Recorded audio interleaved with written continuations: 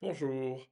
Alors, dans un des commentaires sur la Trinité, j'ai eu le commentaire suivant. Oui, mais la Trinité est une hérésie parce qu'il n'y en a aucune trace dans l'Évangile. Alors, ça m'a fait réfléchir à un certain nombre de choses.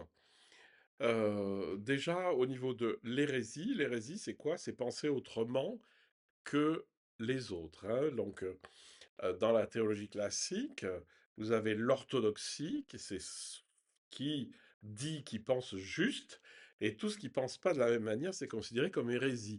C'est pour ça que je préfère parler d'hétérodoxie, c'est-à-dire des manières différentes de penser.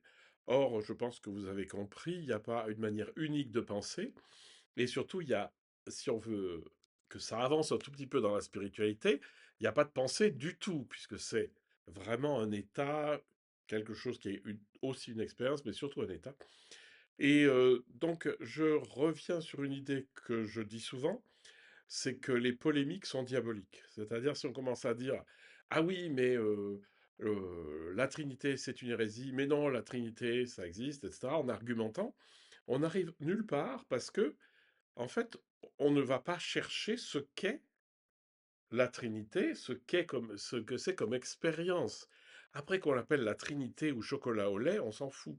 L'essentiel, c'est que ça soit quelque chose d'expérimentable et qui est au-delà des mots. C'est-à-dire qu'on utilise les mots pour aller vers une expérience, vers un état, mais les mots eux-mêmes, ils n'ont aucune profondeur. Et bon, l'argument qu'il y a derrière ce commentaire, c'est que, ah ben oui, il n'y a pas de trace biblique.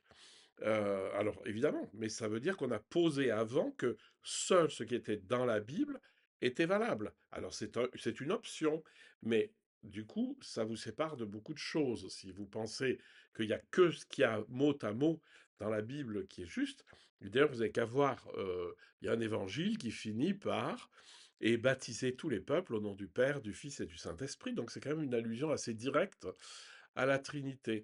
Mais c'est pas la question. La question, c'est d'arrêter de se battre sur des concepts, parce que ça, c'est ce qui crée les guerres de religion, et c'est quand même éminemment dommage pour quelque chose qui est censé nous mener vers plus d'amour, plus de compréhension, plus d'acceptation.